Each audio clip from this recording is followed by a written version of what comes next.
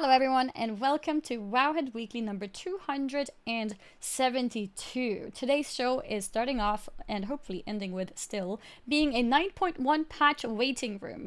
We are waiting for the patch to properly go live on NA servers. The maintenance has been extended and is it's anticipated to go live in about a couple hours from now, so hopefully we should be able to cover everything before that happens, so when it goes live we can actually focus all the resources on finding out all the different things that is completely new, maybe the cinematic, who knows. Yeah. uh, Before we jump into anything that we're going to be talking about, let me quickly introduce myself. I am Annie, or also known as Annie Fuchsia, and I'm a full-time streamer on Twitch. I normally say playing lots and lots of World of Warcraft, which I still do, but as of recently, I have been diving into a lot of Final Fantasy XIV as well. My co host is, as usual, the very, very lovely Perculia. Oh, thank you. So kind. Hey everyone. As Annie mentioned, I'm Perk. I run Wowhead, so I oversee all the news, guides, features we do across the site, and it's nice to do this show. So, I'm not just behind the scenes. I can talk about what we have been doing, and connect with some of you guys directly. Obviously, we've Mm-hmm. had a very busy week prepping for 9-1. There's a lot of things that you might not know about if you are a returning player. So we want to summarize the big picture things for you, also highlighting the summer sale and still some last minute speculation hints about Sylvanas. And we even have some Burning Crusade merch we'll highlight briefly at the end. Blizzard was kind enough to send to me. Mm-hmm. So, yeah. Yeah, sounds like a good plan. Sounds like a day of good news here. Yeah, so I think before I get into the patch, we can just highlight the summer sale news because that popped up super quickly this morning after we did notes, in fact. So Blizzard is doing a summer sale through July 11th. Shadowlands is on sale. Many mounts and pets are 50% off. Digital deluxe bundles are off. Character services 33% off. And even the celebration bundle that was meant to be limited to BlizzConline, it has a discount and it's been extended through 2022. Mm-hmm. Basically, everything So, is on yeah. discount, pretty much. So if there's Yeah. anything that you were considering getting, now could be a good time to do so. Yeah, there's also a something called a Radiant bundle that has a lot of the fiery mounts and pets, and if you those are like Mm. 68% off, I think, if you get them all together. Mm-hmm. So, yeah, lots of things on sale. Blizzard always kind of does a summer sale and a winter sale. Obviously, the timing of this lined up very well with the patch date. Um, so people are speculating that Blizzard is doing this to lure people in. And to that, I'd say, well, they always do this sale, so it's not like a special one-time thing. Nothing But new. yes, Yeah. they probably decided to launch this, on the 29th as opposed to say the 21st to have it line up with the patch. Mm-hmm. You know. So yeah, I mean, I have no problems with things going on sale. There's no, removing this mount for a year to go to the vault like they did in the past. So that's good. Yeah, like Um there's no sense of real urgency, like do it now or yeah. this is gone. It's just a Mhm. discount, and I think that's useful for people who may want to play again, but maybe wants to switch faction, for example, or Mhm. transfer, switch server, or anything. I think it's actually nice that this is given right before the patch is live instead of like a week later as well. A week later Yeah. could mean that most people who wanted those services probably already paid for it, then it would feel bad. But doing it right before means that people who were intending to probably feels like, well, that's nice. I saved a little bit of money. So I think that's good. The timing of this lining up with the patch in late June, as if Blizzard wanted to get this out before the end of the month in the financial quarter, also makes us wonder, because we didn't have a show since the announcement because it was so recent. Mm-hmm. what do we think of TBC and 9-1 basically being in the same month? Yeah. Because it feels like Shadowlands was super delayed with 9-1, but also we didn't need both of these things in the No. same month with how like spaced out the content was. It feels like maybe this could have been in June and then like TBC could have been, I don't know, later on. Um, Yeah. so it Because does, we, it we did feels, we did yeah, a talk little about it a weird. lot as well. Because we were saying they could have even done it so one of them is in August. Um, Hmm, yeah. like especially TBC could have been in August. Um, I think, like you said, I think there's definitely something into the fact that this is the end of a quarter. So it definitely Hmm. feels like they needed to push some numbers right before the quarter is ending because right now things are going down. And you can Hmm. see it with pretty much anything. People probably have a feeling of player activity. Maybe your entire guild has quit. Maybe not anymore. Maybe they came back now. But let's say like before the 9-1 patch date being announced, maybe your guild had all quit. Maybe all your friends are taking a break. Maybe some of you guys started playing other games. I started trying out Final Fantasy. um, maybe some other kind of things where it felt like everything is at a stalemate, right? Um, Yeah. Or and like the COVID restrictions even easing up. People mm-hmm, are like, "Oh, it's nice people not, actually going wearing out, a yeah. mask outside." Yeah, or like family, friends. Um Definitely seems like they want to keep people hooked before Mm-hmm, they, get a post-COVID hobby mm-hmm. or distraction with another game. I'm seeing for the first time different content creators in certain regions of the world that are actually meeting up now. Something that we haven't Yeah. really seen for, a year. People are avoiding traveling anywhere. And now people are starting to do the short travels at least. People within Yeah. the UK are seeing each other now. People within the same state in the US are now starting to visit each other. And I think that's pretty cool to see. And it definitely shows that people are looking to start going out and doing things. So the rushing of these two games in the middle of that did feel unnecessary, and I think it's probably because they needed to definitely push some statistics. I saw this tweet. I think it was from Siju. No, maybe even Rookie. I'm not sure. It was a PvP related one where they were showing the activity of. Arena gameplay in WoW, and it was really, really low for the longest time, and now it's spiked up, and it's like 5 times the activity from like the past like several months. And Right. that's probably the statistics that they kind of see with most things in the game. People coming back Mm. suddenly, people want to find a guild quick, or quickly make sure that the gear is up to date. Maybe this whole talk about the legendaries, maybe people are going into Torghast quick to get the last things that they may need to be ready for the new patch. Lots of activity happens in that time, and I think that's why the 9-1 date was chosen in this way, so that all that activity happened right before July. Yeah. I also think that they've talked about, some of the Diablo products coming later this year, so maybe they want, the end of quarter three to be like the Diablo quarter, Yeah. and then, Mm-hmm. quarter four is like the Christmas quarter or like the 915 quarter or something, Yeah. something like that.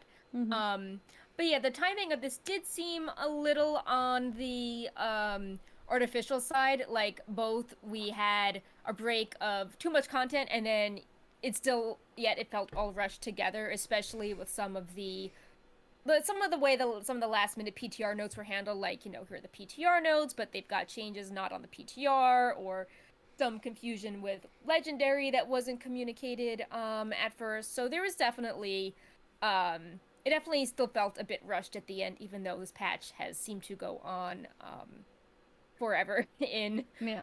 another sense. Mm-hmm. So but yeah, I hope it's out, and I hope that Blizzard has learned some lessons with like productivity, moving forward, what they've learned from remote work, maybe if other studios handled it better. There's been a lot of talk. I actually saw an article in the Washington Post today talking about how companies are trying to make their employees feel valued as they go back into the office or still letting them be Mm. remote. So I Mm-hmm. think that um, you know, uh, if other places are giving their employees like more vacations or telling them not to do Friday meetings, if Blizzard's like, okay, we're behind schedule, go with the patch, and they don't tighten up their workflows, people might be like, why should I work here if I can, work at some other place that's all like we love you, be remote, you know, take Yeah. Fridays off. So I hope they can tighten up their workflow, because I don't think working remote is a bad thing. I think that there's some things that could be tightened up, just like with the pipeline in general or the workflow they do, regardless if they were in the office or remote. I think the best balance is to give it an option where you can Mm. be in office and at home. I think that's the best Mm. way, like mentally, for a lot of people. And I think for some people, they would prefer to be in the office every day, and some people would prefer to have a few, more days at home instead. People just work differently. Some people feel more efficient if they're inside an office that's not in their home. And I think that with COVID the past week, not the past week, the past Yeah. year, it's given a lot of companies a lot of practice to see how that could work out. It was a bit forced, but it Yeah. hopefully has taught people a lot. Yeah, so here's hoping we see 915 faster than we've seen 91, and that they have a, clear vision of how their systems and story and things will progress. Mm-hmm. So I think that's a good transition into talking about, the patch actually being today. We can highlight the key art, some of the big picture Mm-hmm. things, and some of the, interesting news tidbits that popped up, like an updated Tyrande model or some interviews being Yeah. like, hey, we might hear about Nathanos again. And Yep. just like the general approach to the patch, because I feel like if you're a returning player, there's a lot of systems in this patch, and if you're looking for the 2-minute elevator pitch of, why should I return? Like, fighting Sylvanas sounds very attention grabby, but it's more of a mouthful trying to explain things like the shards of domination and, the Torghast score and all that. I feel like some of the stuff is just a bit of a mouthful and kind of complex for a returning player to maybe get hooked in by. But like I said, Sylvanas is obviously a big deal. Mm-hmm. So, I think sometimes it's good why to don't keep to the we? simple things. Well, there's gonna be Yeah, a raid and you're gonna fight Sylvanas. Hey, isn't that pretty epic? Instead of like, yeah, yeah, there's this domination gear. Oh, how does it work? Well, then you list all yeah. the things. then it becomes a bit too much information for anyone who's taking any kind of break. But yeah, so why don't we highlight the key art Yeah. first for the patch, Mm-hmm. which I think I wanted to highlight this because Blizzard was showing a cropped up version on their news post of just like, Anduin's head and the orange background. But the full art I think is really interesting because Looks when so you pull good. back, you see that like the jailer's silhouette is behind him, like it's, Mm-hmm. Anduin's shadow sort of towering over him in a pose that reminded me of the Shadowlands like trailer at BlizzCon, where Sylvanas, had the shadowy jailer behind her. Mm-hmm. And you can also see that the colors are really different. That, Anduin is in blue while the background is in orange. Like, he doesn't seem to fit in with his surroundings. Yeah, he sticks Like, out. he seems out of place. Mm-hmm. And the chains are also I thought the chains position was very artfully done, like sort of playing on the idea that Anduin is held in place against his will, but also that like the jailer is sort of like held in place by some elaborate scheme as well. So I thought it was a very not a lot of details. Like I know some past ones, such as Shadows of Argus, were like, here's a billion characters and like a planet and stuff. But I thought that this conveyed a lot through very specific like color and composition choices. Mm-hmm. And yeah, I And hope it looks Antoine's story does incredible. not end in 9-1. Yeah, it looks really good. I hope they release artwork of this. Yeah, look at these. I have a few close ups. It does look Yeah. amazing and so much detail too. Yeah, so, I hope Anduin's story can continue in the patch. I hope it does not end in Mm 9-1. hmm. Mm hmm. Uh I think he only shows up in a few like cutscenes or cinematics they purposely kept away from us, but I think his character is really interesting with how he wanted peace. So I think that if he survives, it could be interesting to see how his mindset, that I find kind of very healthy and balanced for a Warcraft leader, holds up with this experience he's had. Mm-hmm. So Maybe he finally yeah, won't be passive, as a lot of people have complained about him. yeah, I feel like if he could maintain his ideals but be more assertive, that could Mm-hmm. be a cool balance. Mm-hmm. Or I think it's rare for a character in Anduin's position to work through his trauma in a respectful way. So I think, that could be handled with some nuance as well. Like, we Mm-hmm. saw Jaina dealing with like the pain of family estrangement. It could be like, what is a young male leader in charge of this big empire, how is he going to react to this um, experience and, have character growth and, regain his confidence or, belief in the world around him? I think that could be a compelling story because everyone's like, Mm-hmm. oh, Anduin is like the perfect, child who has like the bones that hurt if he does something wrong. But I think he has lots of layers. Like I think in Yeah. Legion, the grief of losing his father could have been explored more, and also in 8-3, um the balance with the light and shadow, him wanting to give in to the shadow and not doing that. I think that there's a lot of unexplored things that could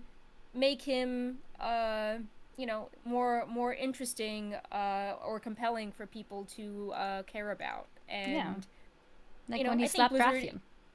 yeah, like it's like, oh, was he possessed by the shadows, or was he just dealing with Being a really herself. bad situation Yeah. and was tired of, being mocked by people? So, I'd like to see more of that Anduin, in control of his actions and, Mm-hmm. balancing, these string of bad things that have happened to him with his belief in trying to, keep things, balanced and not, want to just invade everything. Mm-hmm. So, but yeah, we're rooting for you to pull through, Anduin. Yeah. Good luck in patch 9.1. Mm-hmm. um, so there's, like we said, there's a lot of technical things in 9.1, and then there's some big picture things. We like focusing on the big picture things in this show. So we figured we could just like maybe freeform go through some of the things coming on launch week or on week 2, what Mm-hmm. we think people returning would be most excited about. Like obviously, if you are a raider or Mythic Plus person playing every week, you already know what Mythic score is. You've already sorted out what you're doing with your legendaries, and you already know what pieces you want your shards on. But if you've taken a break for a few months, you might just be like, you know, Yeah. will I Can learn I what get a happens to reminder? Uther? Yeah. Are there mounts? That type of thing. Mm-hmm. Um so Yeah, yeah, we're thinking of so going through everything from, like Perk said, yeah. in a weekly basis. So we start off with just week one. So week Yeah, one today. is this week, yeah, which is today for NA as soon as the maintenance is over, and tomorrow for EU. So what can we expect with week one? So the focus of week 1 is a new part of the Maw called Korthia, and you can do daily, weekly quests there. There's a lot of rare spawns. There are 2 new factions, Death's Advance and Archivist Codex.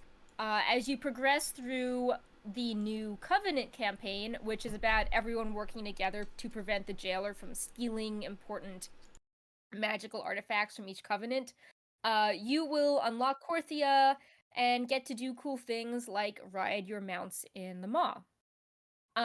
So yeah, so the outdoor content of Korthia is the big thing you can do, as well as Torghast updates. The death counter's gone. There's a new scoring system. There's something called the Box of Many Things, which is like a horrific vision, like a perk tree where you like get knowledge and then you put it into a little tech tree to get more benefits, and you unlock more benefits as you do this every week. And then there's the usual background systems updates like, class changes, legendary tuning, stuff like that. Something that is really cool to note is that the Dark Moon Fair is back in town, so you can get a nice boost working on those new reputations with the fair reputation buff. Yeah, so that's cool. And I was go ahead.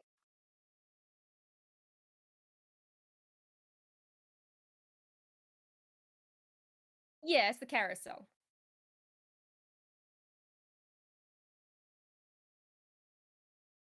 It's carousel in Swedish too. I don't know any Oh, Swedish. I was muted. Sorry. Okay. I apologize. I muted myself earlier because I was opening a can. I didn't want to make noise, and then I forgot to unmute No. myself. Yes. I was talking about the Dark Moon Fair being a great place for the reputation, and in case people forgot how it works, I was asking Perk, like, it's called a carousel, right? There's a carousel in at the event, and I was, yeah, so carousel, I thought maybe I'm just englishifying the Swedish word. The Swedish word is karusell, and Oh, that's so I familiar, wasn't yeah. sure if it was accurate, but it was. So you can do that, and you can also turn in your Dark Moon tickets for a an item that you can keep in your bag. It's like The a hat. Yeah. Yeah, and you can use that one to buff yourself even when you're not at the in the area. So yeah, that's what I was saying. I apologize. I forgot that I'd muted myself when I was opening my Of drink. course. um, but yeah. But yeah. So we got the Darkmoon Fair, and then this was a little confusing for players. Blizzard made a post on this, so just reiterating, you can work on Castle Natria and the Season 1 Mythic Plus achievements for things like Cutting Edge and the special Mythic 15 mount this week. Even though, we'll have the class changes for patch 9.1. Wait. So you mean So, do you mean the season 1 rewards yeah. are still obtainable during this week? Hmm. Interesting. I did not realize that. Good to know. Yeah, so that's a little weird, but that's what Yeah. you can do. Mm-hmm. And also with the legendary system, you if you get honored with Death's Advance, you can learn the recipe if you're a crafter for the Vestige of Origins, which Mm-hmm. then is used to upgrade your legendaries to ranks 5 and 6. Mm-hmm. So lots of potential for gold makers with that as well. And then the new Torghast layer gives you the currency you need to help you make that legendary. So, Yep. yeah, week one's main focus is Korthia, and then the opening parts of the 9-1 story, which, Anduin, as we saw at BlizzConline, is now sort of controlled by the jailer. Places are being attacked. We unlock Korthia. I believe we have the battle for Ardenweald, where there's apparently a showdown with Sylvanas and Tyrande are also involved. So we will get the first 3 chapters of the Covenant campaign and do some stuff in Korthia, and you can get familiar with your class, try, work on new legendaries, Mm-hmm. and get all that sorted away before the more hardcore stuff starts the week after in week 2 with season 2. Mm-hmm. So, Indeed. And with week 2, this is the list that we have that covers all the things becoming available then. The most fun thing for everyone who have been, exploring and doing a lot of things in the world is that the Shadowlands flying will become available. yeah, way less painful than in the past, like no rep grinds. Mm-hmm. Um, there will be a Covenant campaign chapter at 44 and at Renown 44, and when you finish it, you get the item that teaches flying. So it's a little more involved than just like, oh, I hit 44, ding, I learned how to fly. You actually have to do a quest line. Mm-hmm. But I think that's good. It's nice to have that tied to a story as opposed to a rep grind that feels kind of Oh yeah, unrelated. this is so much better than having to farm reputation. And also, Yeah. it has been confirmed that if you do this quest for your covenant and you unlock flying, if you do change covenant, it's you still stays, it still stays with you, so you can still fly. Yeah. So, in addition, then at the next renown level, you will get a Covenant flying mount, and I believe this is for free, so you don't have to, uh, you know, grind out more anima for it. You just get the mount in a cool Mm-hmm. tint. Mm-hmm. And then yeah, there's a bunch of more serious stuff coming, such as the PvP and Mythic Plus season, and then the Sanctum of Domination raid, which everyone is looking at for, several reasons. Even if you're not a raider, you are probably really curious because the final fight is Sylvanas, and Blizzard has been hyping up that really interesting things happen at the end of it, something that, will cause the sky to change, and Sylvanas will make some dramatic choice, and maybe some more of her actions will become clearer as a result of this fight.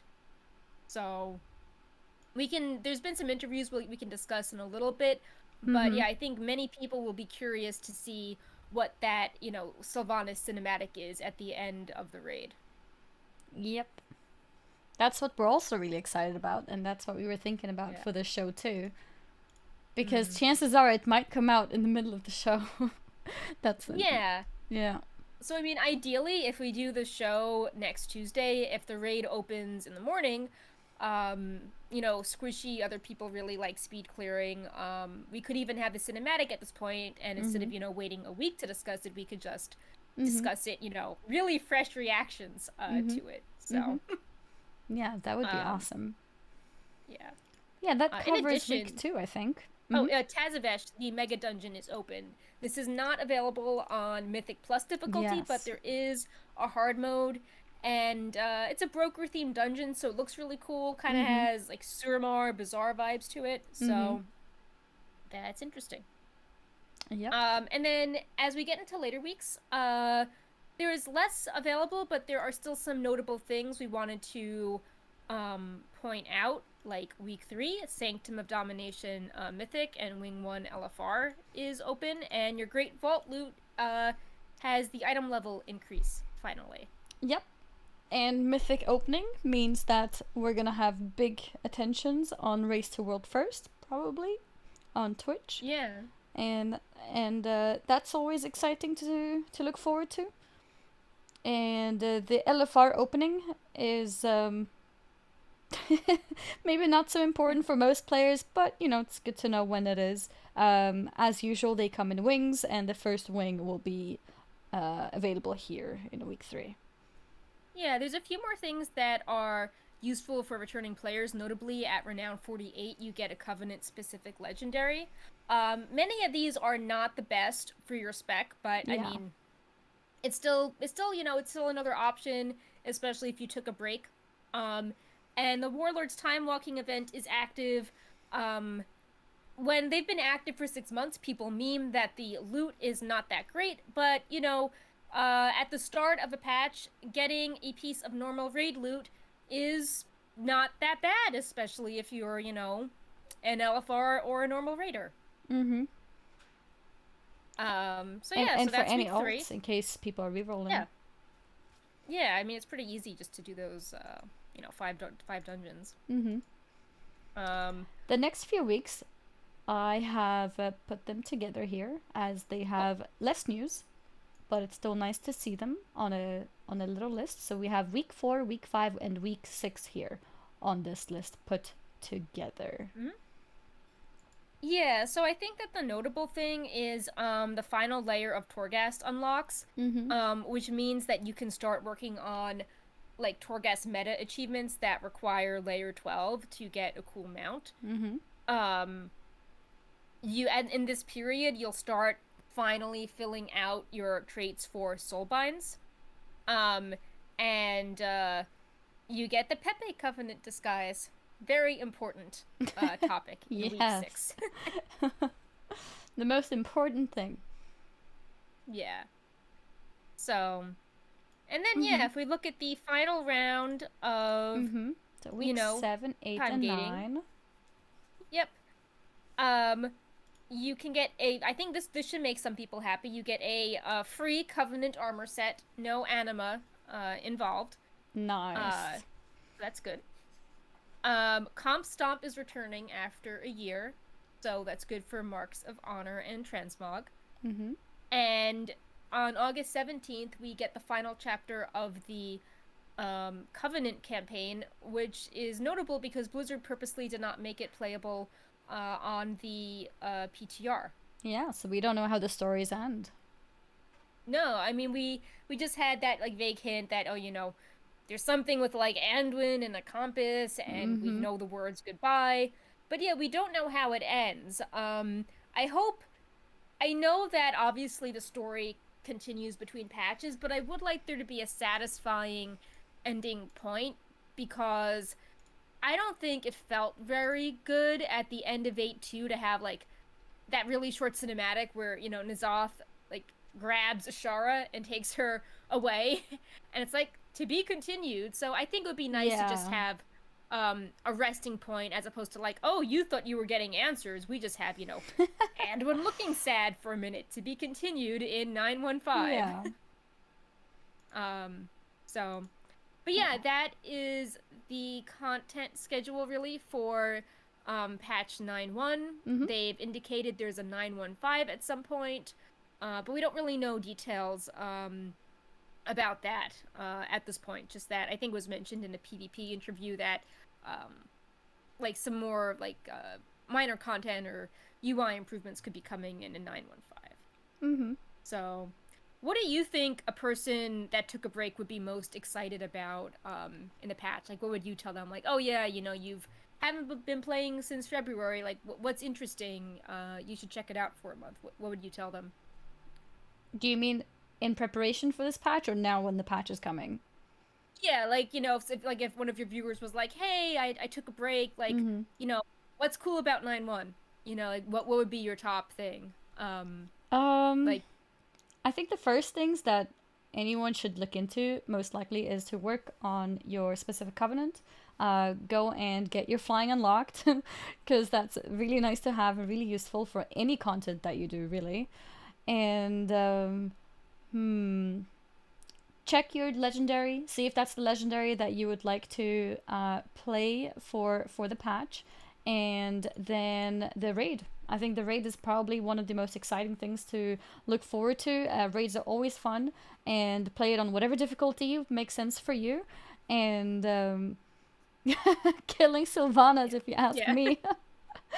Yeah, I mean that's actually a great selling point. If you say that to me, I'll log in right now. Uh, Yeah, like for yeah. a Wowhead audience, if someone took a break, I would be like, you can fly in the patch, and it's pretty easy. Just make sure you're caught up with Renown, and stick with the Covenant campaign a bit. Mm-hmm. Um, you know, uh, Yeah, I think starting try with a out the raid. covenant is the good. Mm-hmm. Yeah, like I do think the Covenant campaign is really good, because we do get, answers to some things as to like Uther's character development. Mm-hmm. The weird situation, like why are the Kyrians so against people keeping their memories? We get some good resolution to that. We Mm-hmm. learn more about Tyrande and the Night Warrior. We learn more about the like Dreadlord theories that have been floating around. We get some more development with Draka and the mystery of like will Thrall like know her or not. So the campaign, I think, is worth doing, and it's pretty simple to keep up with Renown to log in and do that every week. And then, of course, worth checking out what happens with Sylvanas. And if you play a Mm-hmm. hunter, of course, there is a legendary bow. Mm-hmm. So people care about that. Mm-hmm. Um, and there is some catch-up gear from Korthia as well, if you're worried that your gear is not very good.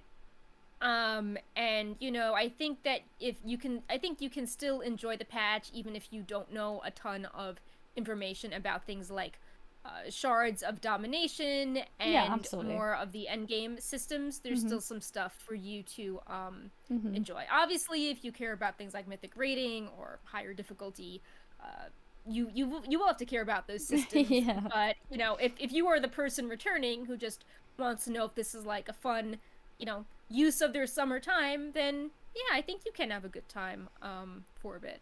Yeah, and I think flying will make your gameplay feel better in every way, honestly. And checking out the raid, I think raids are usually the highest points of a patch, at least for me. Yeah. I think raiding is experience wise the coolest thing, and at the moment, it's also got a high point in the story with Sylvanas being there as the final encounter. And yeah, I mentioned legendary earlier. If you're a casual player, maybe the legendary doesn't matter, but I always feel like having a legendary item feels cool, even though maybe legendaries aren't as cool as they used to be because there's so many of them. And Yeah. sometimes having too much choice makes it not as fun, rather than grinding for that one legendary. But I think it's still cool to check and see which legendary piece should I use, and then try to work towards getting that. I think that's a pretty cool feeling regardless. Yeah.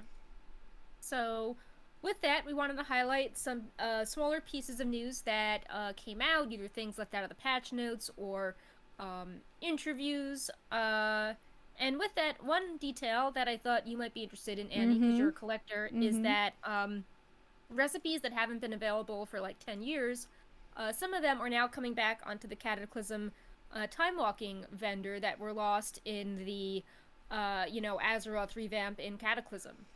And Yeah. people seem very positive about this. Obviously, it means if you are trying to sell them, they'll be less expensive. But I think it's a good thing. There's no reason why people Because can't it's get been so storm shroud long. shoulders and stuff like that. Yeah.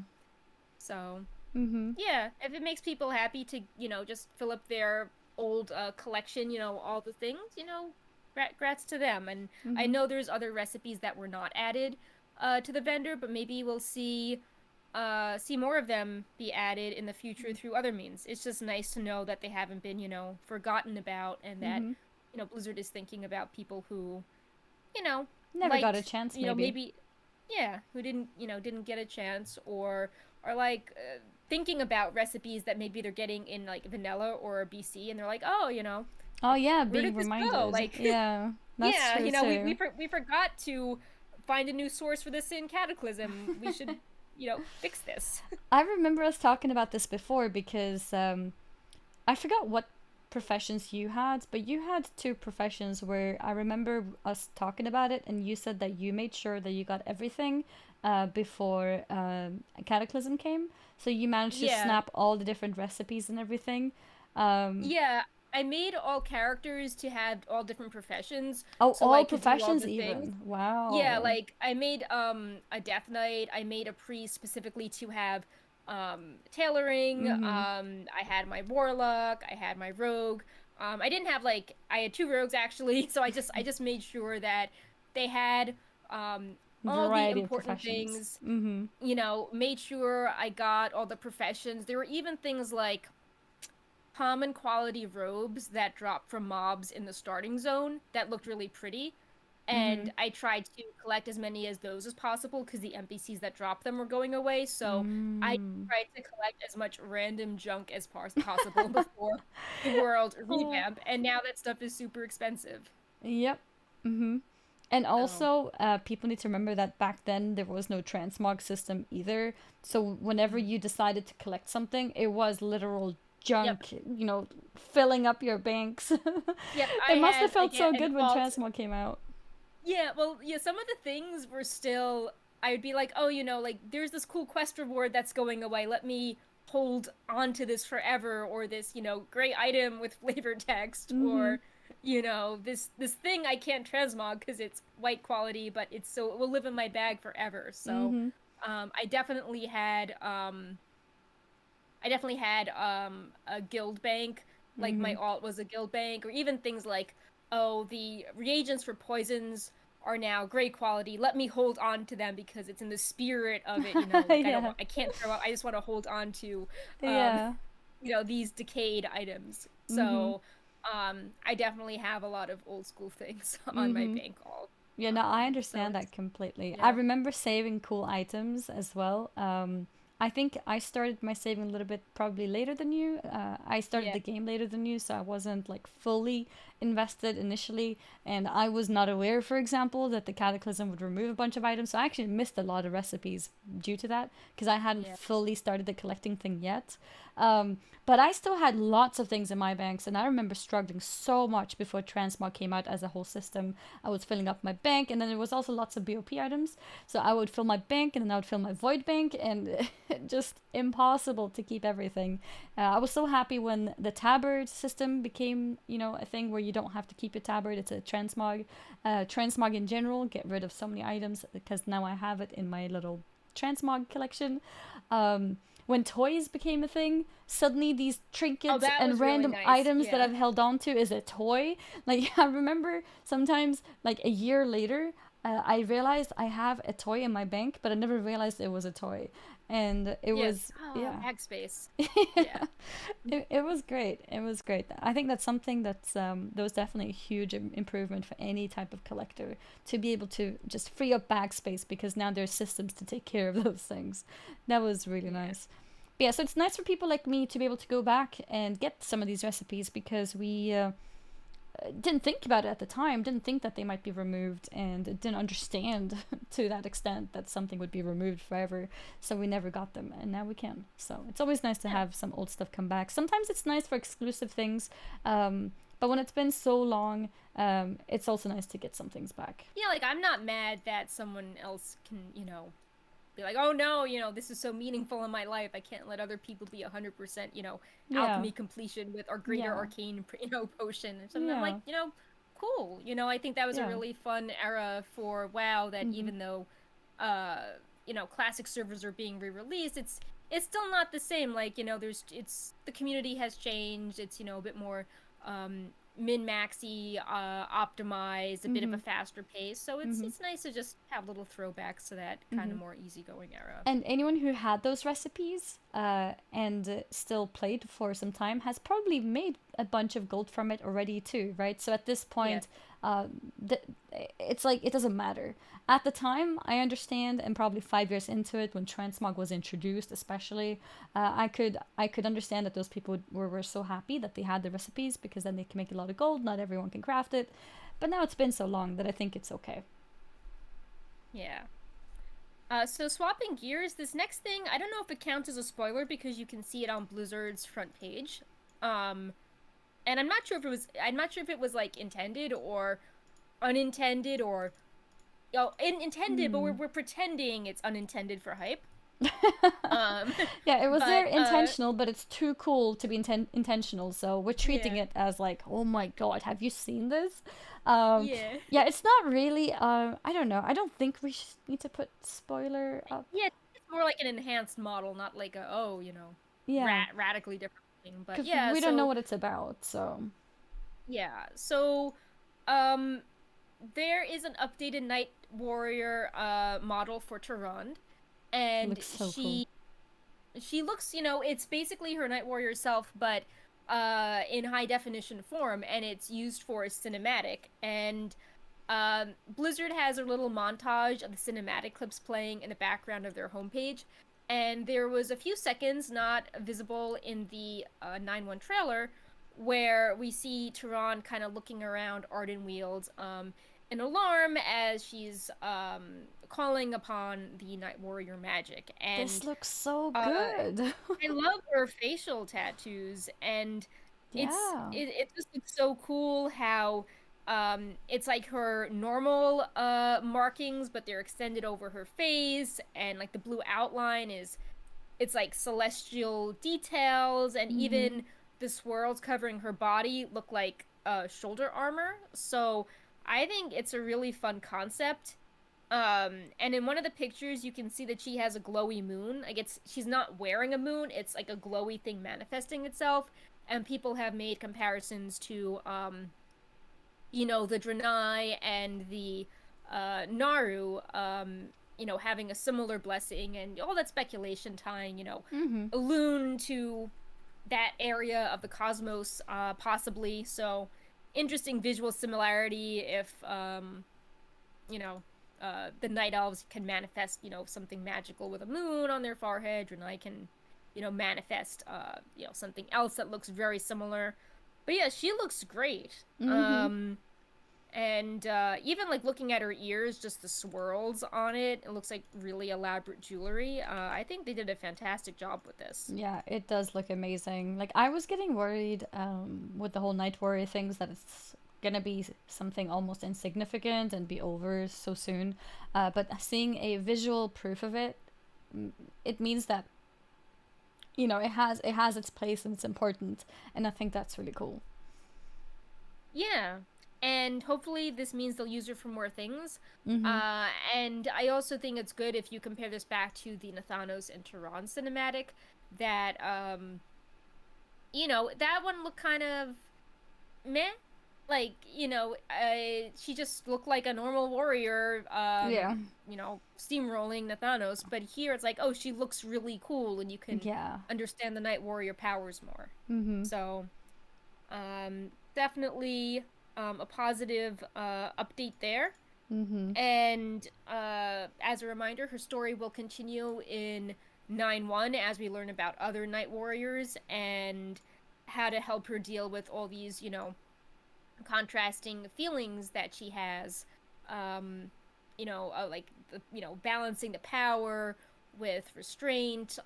Focusing on the goal instead of being consumed by vengeance, which I think Mm-hmm. is a big narrative also, with Uther as well. Like, yes, it feels good to just destroy things, but is that true to your character, and does that help? Does that change the world how you want it to Yep. be? So that looks cool. Mm-hmm. I also Speaking just of, yeah, go ahead. before we go to the next topic, I just saw this very nice message from In the Vibe in the chat. He says, I don't usually watch streams, just came here to say that I love Wowhead. Thank you for all the job you do. And just thought it Thank was a you. really nice message. And yeah, like, I. I want to thank Wowhead too, Aw, like, there's lots of people that's here at very nice. Wowhead, Thank you. and Perk here, for example, does a lot of the things too. And yeah, it is nice that, Wowhead does keep up with everything. So just thought it was a nice message, so I wanted to read it out loud. But Yeah, yes. no, thank you. No, it is really nice to hear because obviously, like, there's a lot of last minute things with the patch, Mm-hmm. and sometimes you can be like, everyone is just like, this is slightly off, or like this is behind schedule, or like when is this updated, and it's nice, Mm-hmm. be aware of the bigger picture. Mm-hmm. Uh, so speaking of a character Tyrande doesn't like, we received some uh hints that Nathanos might be his story may continue. We might not see him, but the a weird French this was all in French, so a Google Translate version, not perfect, said you haven't seen what happens to the Thanos and it's intended. A reference to his plot takes place in one of the cutscenes which have yet to be released. But when the 9-1 update rolls out, there will be a few revelations about why Nathanos has yet to be seen alongside Sylvanas. Which is interesting because if you remember, Nathanos was pretty happy when he died at the hands of Tyrande. It made it seem Yeah. like he just go to the Shadowlands and like, have fun with Sylvanas. Yep. And it seems that things have not. There's been some complications there. Mm-hmm. It's Um, not gone as smooth as maybe he had anticipated.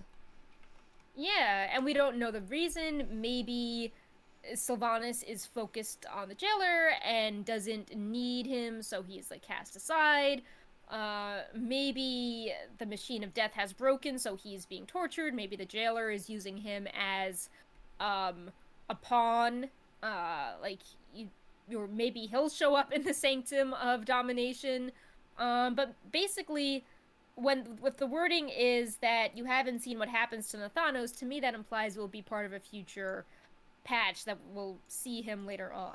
Yeah, it sounds I'm like there's just tired something of to him having anticipate. last minute escapes. Yeah. Like he's always just like very kind of two-dimensional, Mm-hmm. like cartoon twirling villain that just like has a lot of plot armor. So Yep. yeah, Just keeps coming back. yeah. And then there was this interview with I think it's called Os Gamers AUS, where Ian Hazacostas implied that we haven't seen the last of Sylvanas after the Sanctum of Yeah, that was Domination raid. interesting. Mm-hmm.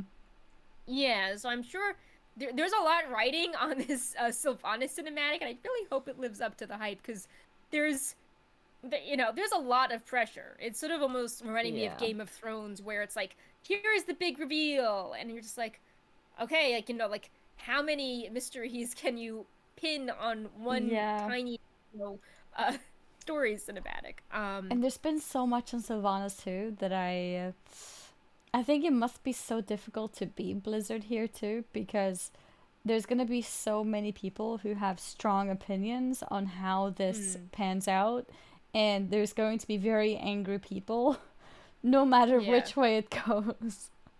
And yeah, apparently he used the Yeah. exact So, words "what's next for her," which yeah does highly hint that there is something potentially more after the yeah. raid as I'm trying to well. find it was um Uh, I'm let's looking see. I'm forward trying to to seeing find the community discuss and dissect as they try to yeah. figure out what's next for her. And for what's next as for the Shadowlands as a whole. So yeah, it Hmm. seems that something is clearly continuing with her. Yeah.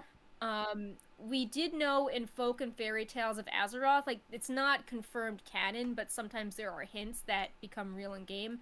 That for that story, there was a story where Verisa has a dream where she encounters the jailer and she's trying to look for Sylvanas, and it's all very symbolic, but there are hints that um like Sylvanas' soul was split and part of it um that was free of the jailer would have gone to Ardenweald as her final resting place, but Hmm. the jailer has, been controlling part of Sylvanas since her first death, similar to how when Uther died, his soul was like very clearly split. Yeah. So maybe they'll take that narrative that Sylvanas has not been whole, or Sylvanas has been manipulated by the jailer, but like we've said before, that's sort of a bad taste to be like, oh, this Yeah, it character that is. tries to be strong is just like always manipulated by this like abusive figure. Hmm. Um and it's hard to do that story with the gravity it deserves. But that could be one angle they go with. Um I do think that she will live because uh if you look at the Warbringer narratives, Jaina and Ashara, we also fought, and they survived for different reasons at the end of their encounters. Hmm. And the title for defeating Sylvanas is not Slayer, it's Bane, which implies that like Yeah. we really annoy her. And I think they chose the word Bane because On that's purpose. also the Lich King title from Wrath, if you're making all the Sylvanas and Arthas parallels. Yeah, that's actually a very good point. And even the server first, or not the server first, but the top 100 is usually the famed Slayer, but now it's Mm. like what is it exactly? Famed Bane Yeah. of the Banshee Queen. Yeah. I thought that was funny. Yeah, and since we're talking about stuff a little out of order, the other Mythic Sylvanas title, the individual one, since everyone likes to meme, it's Mm. called Breaker of Chains, which of course, draws all the Game of Thrones and Daenerys parallels, Mm. which, just furthers the whole parallels of, how will Blizzard get themselves out of this very tricky, controversial narrative situation. Mm. Game of Thrones had 8 seasons. We are Mm. in the eighth expansion here.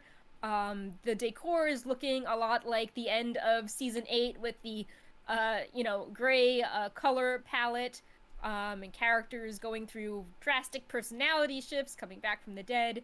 Yeah. So yeah, I just hope the reaction is not as bad as the Game of Thrones season 8 reveals to whatever Oh. happened.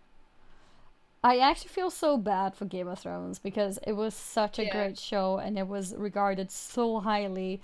And then the last season happened, and now everyone sees it as a huge meme.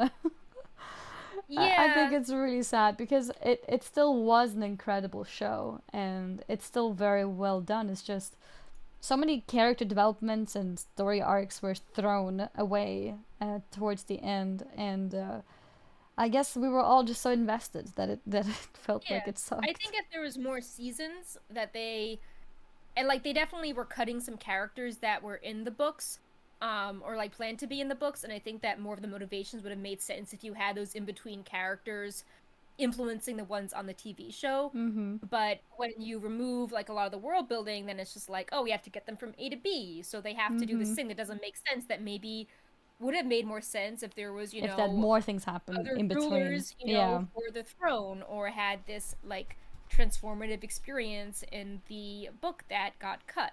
And it just felt like moving people around, which, WoW had like similar criticisms where, a character just like would pop up in BFA and then they would like be removed, and it wouldn't focus on them, and you'd be like, I don't understand why this character did that. I haven't seen them for a year. Yep. You know, it's just so I just hope that the story has room to breathe, it's handled well, and this actually will tie into a topic in a few about, keeping the focus on the characters and emotions, not like the cosmos, physics of the universe. Yep. But yeah, one more story thing before that. Um, the Sylvanas novel publication has been delayed to February 22nd, Yes. 2022. Lots of Which also T's. further puts on the story of the fact that she can't surely be dead then. Like, we're not gonna Right. kill her now, and then we get to read a book about her in 7 months. So how long is it? In many months, anyways. Yes. I don't think that could happen. So, it's very interesting though. Why do you think? Because that's a pretty big delay. It's like 3 months later or something. It's yeah, it's 3 months later. Mm-hmm. The author, Christy Golden, I think that we should respect what she's saying as the creative vision. Mm-hmm. She tweeted that a book of this magnitude and significance should be given the dedication it's due. So we're taking the extra time to make sure it's the best it can be. Oh, So it absolutely. seems like there Is it was a more creative time editing. decision? Yeah, I mean, we don't know if that came from her, Mm-hmm. or if Blizzard was saying, um, maybe, I mean, I just thought of this. Maybe Blizzard is saying, hey, we want to see what players are confused about after the finale, see what the reaction is, and maybe, Mm. emphasize, Certain things like, potentially. Mm-hmm. yeah, like if people, for example, this is just, I don't know what happens, but people have if people think that like Sylvanas' choice was like uniformly bad, and Blizzard thought that people would be split on it or see like hints for how it could be useful later on, maybe they'll be like, hey, like, can you emphasize, Mm-hmm. um, her thinking more behind this decision more in the book, or if people think that, you know, in game they think that she's been ignoring her sisters, maybe they'll add more interactions with the sisters. So Yeah. I think they wanted to see how the reaction went, and then tweak some things, um, to make it to just make it be a bit more polished and Fill the cohesive gaps based better. on what players actually saw in the Yeah. game. Yeah. Um, but yeah, I mean, I think it's a great book cover. It emphasizes, so far, the cover seems to emphasize the theme we talked about before of like the split Sylvanas soul, because it looks like a playing card with her Ranger General appearance being like kind of peaceful and golden, and then her undead appearance being I more should show it like actually. sinister and driven, like light versus dark. So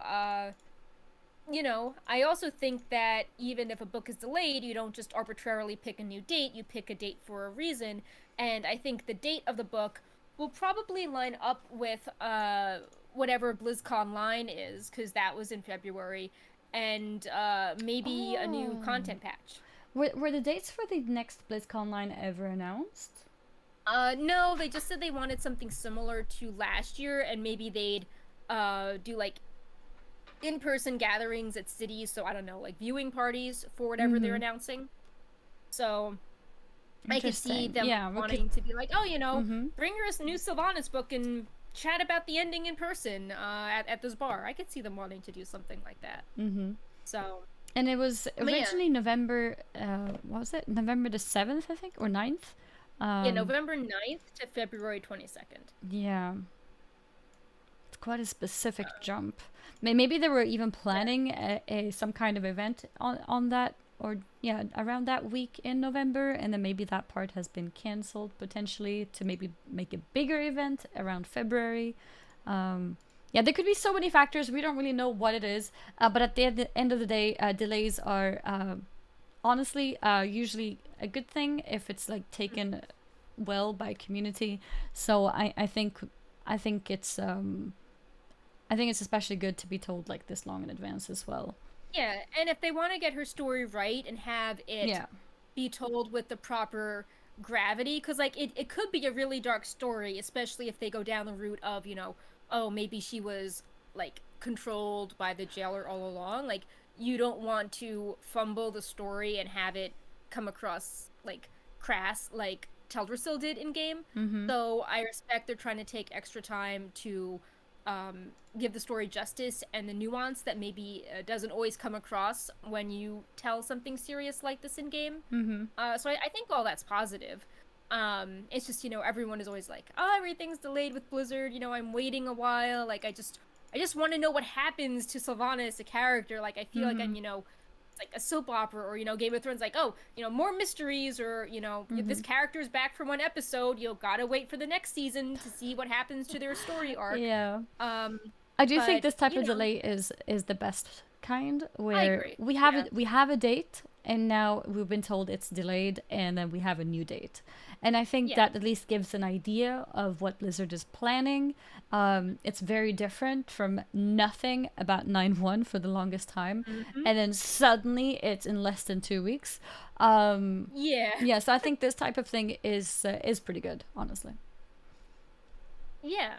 So speaking of stories, Oh, kind yeah. of the polar opposite of Sylvanas. How do I word this? So, when the Tazavesh dungeon opened, players realized that there was this very densely packed lore book talking about the cosmos and broker lore, and a lot of allusions to like the powers of the universe, and there's a lot of like potential lore bombs in here, but it's tricky to talk about because I feel we haven't really connected with the cosmic forces and the first ones, and there's so many little winks of like, is this narrative reliable? Oh no, there's a new narrator saying the first one didn't know what he was talking about, that it's sort of exhausting to keep up with, or even if I say Difficult something lore. like, yeah, like I think that, like,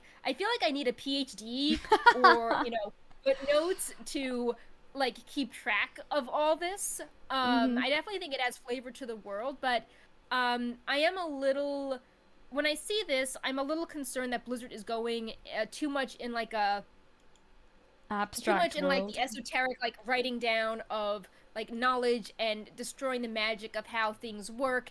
And a lot of people got into Warcraft, with like its D&D roots, like the MMO, like the role player elements of your character making it be unique, the unique things your character did, like interacting with the world. We still make memes about Hagar, the stockades. You remember the difficult quests in the starting zone, and I think that it's just really hard to get people as excited about cosmic forces. Like, I could say, after reading these 20 pages of the book, it seems that there's a cosmic-wide war between the 6 forces. Oh, and by the way, there's probably a 7th force that created the other 6. And that's like, yeah. okay, well, I know how that works now, but, will Teldrassil ever be rebuilt? And who is going to lead, Undercity? It's, to me, it's just harder to keep people hooked, and it requires, like, in-depth, regular rereading of the lore books and writing things down to really, explain what is happening in these Tazavesh books, especially if there's a hint of, is this, narrator reliable or not? Like, should we even take this as fact? I guess it's just very, I feel like I'm doing a book report, for university.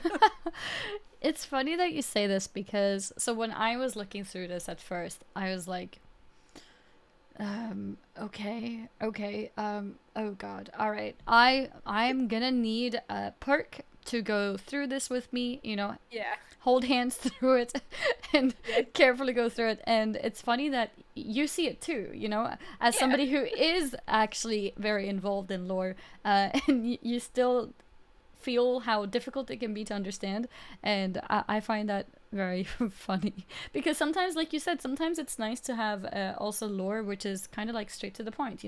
very easy to understand. Like, well, is Teldra still going to be rebuilt? Like you said, Yeah. sometimes touching on those types of lore is so important as well for just general people to pick up on. And this is a really interesting topic too, coming from playing a little bit of Final Fantasy recently, where Final Which is, Fantasy, beloved for the story. yeah, Final Fantasy is built in a different way where the lore is pretty easy to follow and is also a large part of your leveling experience as you play the game. It's in your face, you can't really ignore it, and so it's very important and it's shared with everyone. And it's funny when in comparison you see how things are in World of Warcraft. Things are can be very difficult to understand and are very abstract in many ways, where you don't really understand what's going on, but you're trying to put the pieces together. And maybe one day we can get our PhD, but sometimes it can be difficult to get there, and maybe having some of this simplified into simpler terms would be better for more people to understand what's going on, because obviously resources are put into this. There's people who have written these, thought about this, and put things together to make something mysterious, read something mysterious, talk about, maybe create discussions, but then it's locked to such a small amount of people that can even understand it, that it feels like potentially wasted resources. Right, and I mean, I have several thoughts on this, but I think one thing is accessibility. You don't want someone to be like, hey, I think this is cool, but then they're afraid to speak on it because they're worried someone will be like, oh, well, you may have thought this book, but actually you should have realized that, this book had a narrator that couldn't be trusted. Oh, and by the way, have you read these other books? And, have you seen this cinematic? And, this you should have known that this vague allusion was a reference to this, and you don't want someone to feel like they'll just never be able to understand this and sit back. Yeah. Mm-hmm. And I do think that, I think it's like pulling the curtain a little far too back, like, Wizard of Oz. Like, the magic is lost when you just know what's behind the curtain. And it seems to keep happening. Like, it's like, oh, Classic didn't really have a story, but the players made the story, and it was exploring zones and doing little quests, some of which were very meaningful. And then we've been dealing with bigger and bigger threats, and it's like, oh wait, we defeated Sargeras. Here's like a bigger force that was masterminding Sargeras, the jailer, or we thought the Lich King was the big bad, but actually the jailer is the Lich King's boss. Or there's always like a pivot to something. Yeah, and next expansion bigger. is going to be something bigger than the jailer. Yeah, and now it's like, oh, well, you thought there were 6 cosmic forces fighting against each other. Well, now there's 7, and maybe the first ones preceded the 6 forces, and it's just like Blizzard keeps zooming out, but we don't really have as much emotional significance to what is happening. Like, we have less. Like, everyone's like, oh, the jailer is the big bad, and it's like, it doesn't resonate as much as hearing that Arthas is the big bad, because we've seen his fall from grace, and we've seen stories with him in Wrath of the Lich King, through several games. Like, it doesn't have the same resonance when everyone is like bigger and badder, but more abstract. Like, if anything, they need to zoom into the micro level things. Like, I would be more upset about Sargeras if I could, seeing like fan films to the reaction of Silithus being destroyed, like that makes it real. But hearing that there's a 7th force, I'm just like, well, I don't really care about the 6 forces right what now. does that mean? Like, what does that mean for me? What does that mean for anything? What does that mean for Teldrassil? What does that mean for Tyrande or Sylvanas? Or it becomes like, or Anduin and his grief with his father, like I was saying before. I think exploring a young king dealing with the loss of his father that is trying to rule with peace, I think that's a really compelling narrative. More compelling than like, light and shadow are fighting, and then, chaos might be a force that wants them to fight. Like, chaos. Yeah. Yeah. Whatever the 7th force is now being called. So I just think it's important to zoom in and not lose sight of the humanity. And I like reading a lot of books for fun. Some are behind me.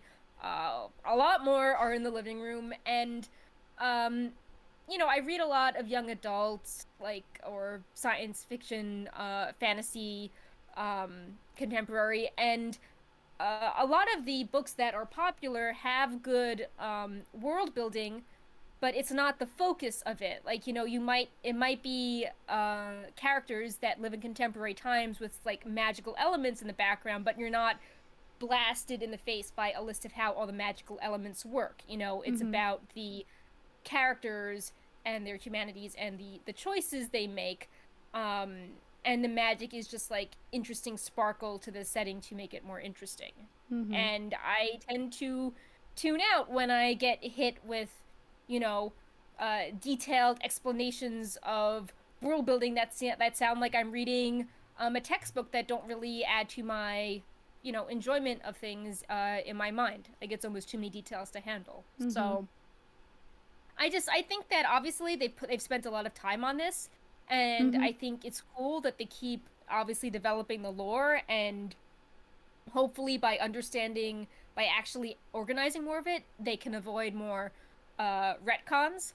But I do think that the average player, an elevator pitch of, we're gonna fight Sylvanas, and the character that may have manipulated her all along is like more exciting than, oh, in the patch we also learned that there are more cosmic forces.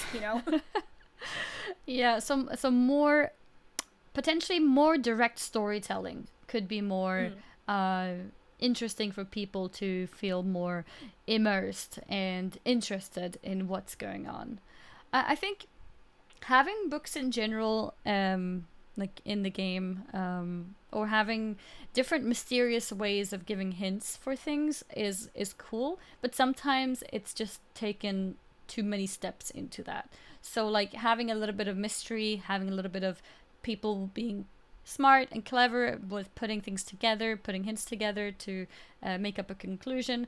I think that's cool, and I think Blizzard has known that it's cool, but maybe they've used it a little bit too far, a little bit too Yeah, and I think there's abstract. been a few like fake outs. For example, Chronicle, people really liked how it seemed to tie together confusing parts of the lore, Mm-hmm. and it also provided some context back in the day for the artifact weapons. And just it ironed out some minor inconsistencies, it put things in a nice timeline, and then it was like, oh, actually, um, it's an unreliable narrator. Like, maybe they didn't know some things, and it's Yeah. like, well, if people like connecting the dots, now are you saying that our dots are like wrong? Yeah. Like, and then Yeah, it's like, wasn't there okay, something so in the first Chronicle book yeah. that was then wrong compared to something that happened in the game, and then it was something to do with, well, like that's how the Titans saw it, or was that something else? Yeah, like, yeah, there was a few examples Mm-hmm. of that, and then even in this lore book, the Tazavesh thing, it's confusing because the first half is written by one character and the second half is written by another one who's saying the first character was like confused about stuff. So I do think that the concept of an unreliable narrator is interesting, especially if it's told from the point of view of what many consider to be a villain, to have a different perspective on things. But I think when there's like so many layers of, fake narrators or things like purposely kept a mystery, or things that you're wondering if, Blizzard is trying to be Mm-hmm. misleading about, like, oh, like Sylvanas can't be so evil, like they must be setting her up to be evil, so it's a shock when like she's secretly against the jailer. Like, there's like almost too many layers of twists, I Mm-hmm. think, for the people that do like connecting the dots, because right now it's like you don't know what to, trust or believe, what Mm-hmm. is, real for your world building. Yeah. It's just like, I'm like, is this just interesting food for thought? Is this, Yeah. something we should take seriously? Why, should I take this more seriously than Chronicle? Less seriously? So I mean, like I said, I think that it's really cool that they're doing this, but this to me is more like an appendix than, I think it's Mm-hmm. a cool thing to keep in the background, but I don't want World of Warcraft 10.0 to be like, cosmic brawl battle, all 6, 7 Yeah. forces, you Yeah. know. Like, Let's keep don't it pick a simple. covenant, Yeah. pick a cosmic force Oh you're aligned with no. and 10-0. Yeah. Like, I mean, to me, I think it's more interesting to be like, how do we explore the Alliance and Horde reconciling? Mhm. Maybe put, spend some of that story untangling, cross faction play. It's not just the Night Elves and the Undead. There's, other things that could be explored with other factions. Like, we have all these allied races. Are their stories just going to be like, oh, boop, you're done? Like, Mhm. or, it's like Talanji is, forever going to be a, struggling new queen in Zuldazar. Or even the Cataclysm zones. Like, all those zones were left in chaos so long ago. I think people would be really hyped to be like, oh, here's an update to Menethil Harbor, finally. We Yeah. did it. We stopped the flooding. Mhm. Or as part of Ashenvale. Well, I guess Ashenvale is on fire now for a different reason, but it's, Yeah. I think people are really tied to the concept of Azeroth and wanting to save Azeroth, or what is going on with the sword in the world. And I think people care about those storylines more than the big cosmic wide ones, because we just have so many more years caring about it, and we're like, we just, stories that are compelling aren't like, this is the physics of the universe. It's, you remember the personal stories. Mhm. So but yeah, so you can definitely check out the full transcription on Wowhead, and there is a lot of interesting lore nuggets, but I do find that there are a lot of twists and turns, and I would have liked to have read more 9-1 notes on characters that died, and we have like little references to them. Like, I loved the interactions of the souls that were saved from the Maw from Teldrassil, like the guy who was asking about Dalaran, or the priestess talking about praying to Elune. I think that stuff's cool. Vosh bickering with Kale. I think those references stick out in my head a lot more. Yeah, it's So just more concrete when it's about characters that you know, rather than these abstract things. Because like, what is a force? It's a little bit more difficult to properly visualize it, properly understand it, and yeah, the more character stories we have, characters that we've seen throughout the years, the more interesting and direct the story becomes. yeah, it also seems kind of rushed. Like, if we're getting hints in 9-1 now that maybe, the jailer was masterminding some of the, big conflicts of the past, like, sort of let that simmer for a bit, or provide us with more backstory on the conflicts in the past that occurred before WoW took place. Mm-hmm. Like, revisit Arthas, revisit the Lich King getting the armor from the Dreadlords. Mm-hmm. Revisit some past battles with the Light. Like, don't just jump into the next big cosmic layer. Be like, well, what does this mean? And maybe as we rebuild Azeroth, we learn more about these, historic badass battles. Like, I thought it was really good how in Legion we saw the events of Illidan's life through his point of view, not just the, evil filter of Burning Crusade. Like, it's nice to just take some time and, experience the story before you, just like put a note in a book and be like, well, anyway, Yeah. bigger picture now. Mm-hmm. So but yeah, obviously I have a lot of thoughts on this. Hopefully the Sylvanas encounter end will be satisfying and less, okay, now we gotta, look up our cosmology PhD and see what happens. But I'll remain Yeah. optimistic. Mm-hmm. Um I wanted to close out the show with some merch things and giveaways we have going on. Because the servers are still down, so it doesn't look like we're gonna have any Apparently, there was an surprise events. update 15 minutes ago or so. But yeah, nothing Oh, live yet. okay. Update as in it's still going to be delayed, or Oh, as in okay. on Battle.net, Oh, an okay. update was prompted. I see. That's it. Yeah, so Yeah. yeah, nothing new. Nothing new, basically. Just a small little patch. Yeah, that's it. Yep. So yeah, this is a good time to take a look at the merch that you've been sent. Some Yeah. TBC merch. Yeah, so obviously TBC is still doing super well on Wowhead. And I wanted to highlight some of the items Mm-hmm. I was sent. The one I'm most excited about is this dark portal pin. There's a little bit of It glare. I'll looks take out the box, but cool. it's Yeah. got a really cool box. It says on the back, limited edition of 1500. Oh. And if we open it up, you can see the pin in greater detail. Mm. And I think it looks really pretty. Obviously, if you're a collector, It you does might look just really get good. it for the box. So we've got like Hellfire Peninsula. Mm-hmm. And yeah, this is available on the Blizzard shop, I think, as part of their Burning Crusade merch drop. Mm-hmm. And another thing I was sent that was pretty cool. This is only available for a limited time, I think, until the middle of July. They are doing, there's a piece of concept art they're going to put up for sale every month. And Ah. this is concept art of the Dark Portal. Like So, original? Like from. oh, not original, it's like a print of it, and you can only buy it for a month. I mean, was this concept art made like back in the day, or was it made now, like for Yeah, I TBC believe it was made Classic? back in the day because I see '05 in these. Yeah, that's cool.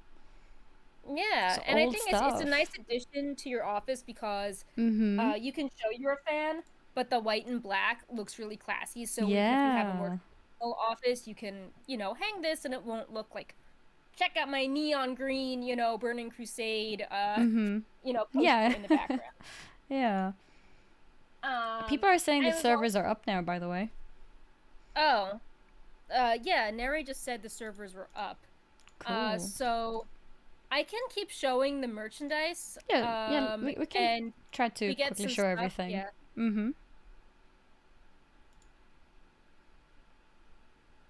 Um, and yeah, I got this Burning Crusade classic puzzle.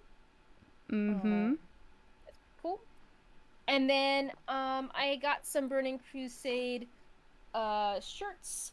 Um, the one I like the most is I believe this was a Jinx one that's from the vault. Like it was an old pattern that they brought back.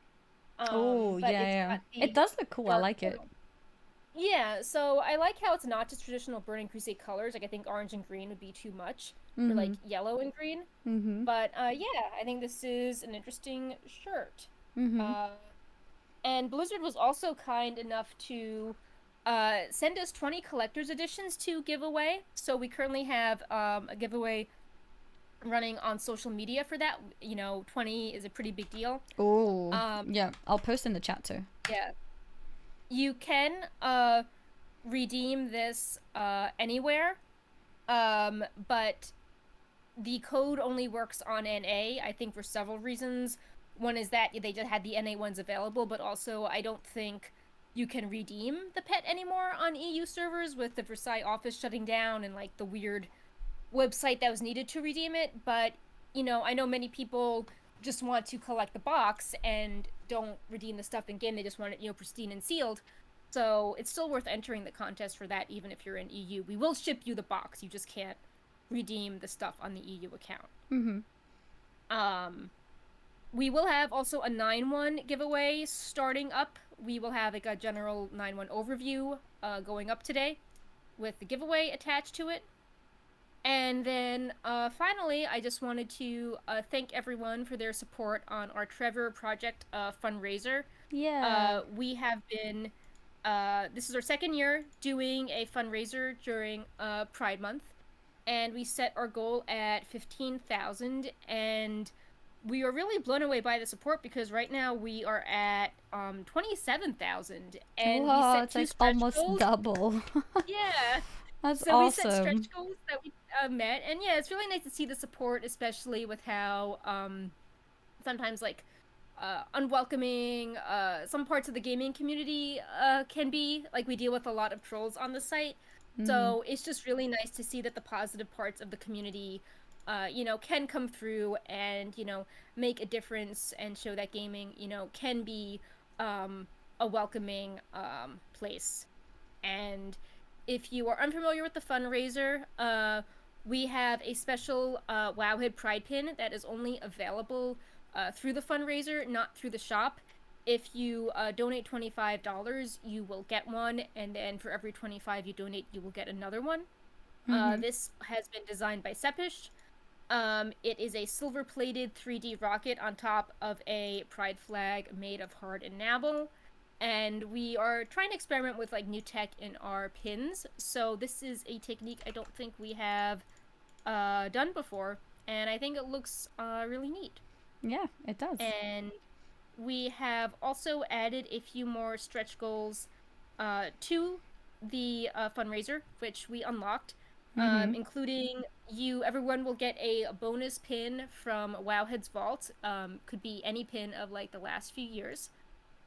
You will also get a Pride logo sticker and a Pride logo magnet, and these will be in the style of our Pride logo, which was up for most of the month, but is down because Midsummer Fire Festival is going on. But yeah, Yeah, we're just really happy to see this going it's so really nice well. to see all the support. Yeah. Many members of Wowhead are part of the community or consider themselves to be allies, and we just, try to be a welcoming, accepting, respectful place and want to show that not just by saying we are, but by doing things like putting the logo up, even though we do get a lot of pushback, Mm-hmm. and People can trying be pretty to toxic. yeah, doing things like the fundraiser where all the profits go to foundations. Like I know there's a lot of critique of, rainbow capitalism or like people trying to do stuff that actually improves their profits or user base. But I think in our case it's pretty authentic, and like I said, just seeing how sometimes some parts of gaming can be pretty dark. I do think that it is still meaningful to do stuff like changing your logo and running a fundraiser, for the audience that we are trying to reach. Mm-hmm. Like maybe if this was like a PhD academic crowd, a logo would be like passe, but I think to mainstream gaming, I think it's a very good, welcoming sign, especially when not all companies or aspects of gaming will do something No, in that vein. it can be really risky in the gaming industry because a lot of gamers have it's maybe unfair to put it so generalized, but there's a lot of gamers out there who are very maybe young or ignorant or anything that they where they want to attack anything that is trying to tell them how to be in a way. Mm. So it's definitely a little bit risky for a company like in gaming to do such a thing compared to like a company out there that I don't know sells furniture or something. Right, Um, yeah. so it's no, it's definitely a bit risky, but it's nice to see in general that it is starting to become more and more out there. Like you see it with Yeah. content creators too, and it's nice that we're able to go there. Yeah. So, yeah, thank you. Since I started talking about this, I've seen the donation bar go up, so Oh, thank you that's to awesome. whoever's donated. Yeah. But yeah, this will run till the end of June. So, right now I'm talking Tuesday, June 29th, 2 p.m. So you have, I believe, until the end of the 30th, to make your donation, and we really appreciate all of the support so far with this. And, we appreciate all the nice comments, positivity, people emailing in. And Mhm. we hope that, if you are someone that was worried that maybe gaming wasn't welcoming, that maybe this helped you feel like more confident in, who you are. Mhm. So, yeah. Um, I think I haven't gotten any pings about new stuff. So, It's probably I gonna think, happen in the next however yeah, long. it's like as soon as we stop the show, it will be like, oh, look, like Yeah. Sylvanas Read opened like a week early. Yeah. So, yeah. Exactly. Um, But yeah, we are yeah. probably seeing things very very soon. Um, It is And we joked, probably... we're like, oh, we did the show early so we can have it be before the servers go up, and then it's like, oh, JK, the servers are up early. So yeah. Yeah, like we my are being coworkers were like, teased here by Stevan as well, apparently. yeah, he's like, I need to name the cinematic, but I do not know how. And I'm like, I don't know what the cinematic is. I'm doing the show. Yeah. Yeah. So, Probably a good time to uh, wrap the show then, it seems, as we can't see anything yeah. straight away. But yes, the servers do seem to be up, so people on NA can probably log in now, hopefully with not big issues. And us on EU will be able to enjoy it tomorrow. And yeah, if there is anything, I'm sure we'll see them in the next couple hours. Yeah, I we know can have like I'll a be big, keeping track of Wowhead and see what's going on, and then next show we'll dive into all of it and see and talk about it. yeah. So, yeah, thanks for all the support this show. Mm-hmm. I think I saw a lot of like returning users, more people than usual checking in, so that's really great. Yeah, I'd like to And shout everyone out actually. oh yeah, go ahead. We have Kulnaris with a 2-month resub, Taylor with a 15-month resub, BHR with a 36-month resub, exactly 3 years, Noma with a 11-month resub, Lincoln with a 42-month resub, JLRG68 with a fresh sub, thank you and welcome, Eagle Go Boom, another fresh sub, thank you, welcome, Webpage Not Found, 4-month resub, and Aegis gifted a sub to Ashlibithia. There we go. I was trying to read it so fast that I was stumbling on my own word. But yeah, thank you guys so much for all of that support, and waiting room is over. It's time to go in and check out what is new in 9.1 if you're NA. If you're not NA, you can do like me and tune into some of the NA streamers. Also keep track of what Wowhead is saying about all the new stuff, and yeah, that's what we can enjoy for the rest of the day. And yeah, until next time. Have fun with patch 9.1. See ya. Yeah. High five time? Yeah, high five. Yep. 3, 2, 1. Yeah, there it is. We got it. Take care, everyone. Yeah. Enjoy 9.1, and we'll see you again next week. Bye-bye. Yeah. Bye. Bye.